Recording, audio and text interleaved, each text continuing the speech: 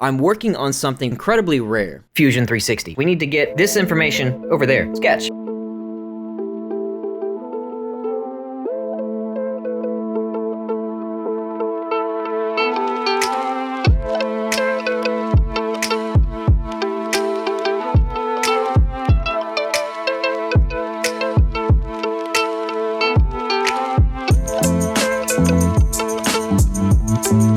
What happens?